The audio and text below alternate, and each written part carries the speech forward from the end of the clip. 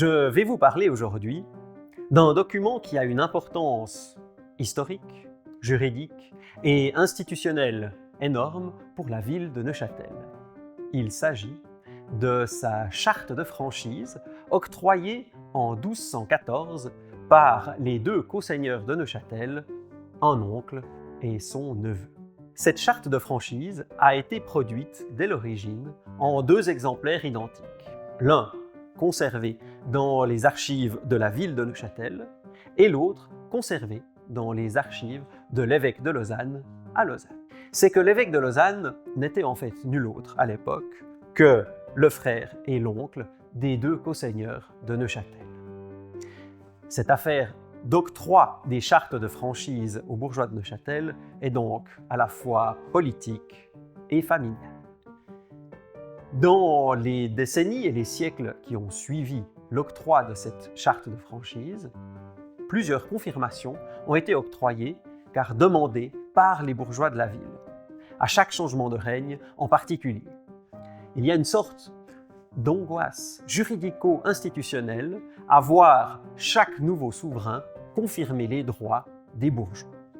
En 1450, un grand incendie consume la quasi-totalité de la ville de Neuchâtel et une grande partie de ses archives. La charte de franchise conservée alors à Neuchâtel disparaît dans les flammes. Très vite, les bourgeois vont demander à l'évêque de Lausanne d'alors un vidimus, c'est-à-dire une copie certifiée conforme de la charte que lui conservait toujours dans ses archives. Ce qu'ils obtiennent et qu'ils vont ensuite faire traduire en allemand.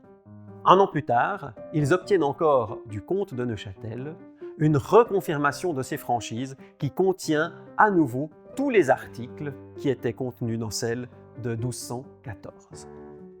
Et ce document, par son apparat, par ses sceaux, remplace d'une certaine manière l'original disparu. Le temps passant, d'autres confirmations sont encore octroyées aux bourgeois de Neuchâtel. Jusqu'en 1707, où la princesse de Neuchâtel, Marie de Nemours, meurt sans descendance. On a alors un procès qui voit s'opposer une quinzaine de prétendants à sa succession, parmi lesquels le roi de Prusse. Avant même d'être effectivement nommé prince de Neuchâtel, il va octroyer aux bourgeois une reconfirmation de ses franchises dans des formes extrêmement prestigieuses. Et ce document, au fond, est surtout une promesse faite aux bourgeois pour qu'ils soutiennent, d'une certaine manière, sa candidature.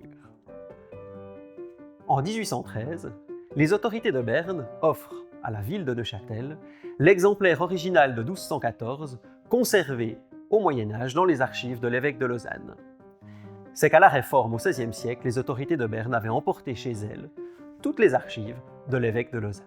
Les autorités de Neuchâtel vont alors confectionner une boîte dans laquelle recueillir les franchises et tous ces sceaux, une boîte qui devient en fait le symbole physique de la transformation du statut de ce document, qui n'est plus un document juridique et institutionnel, mais qui devient un document historique.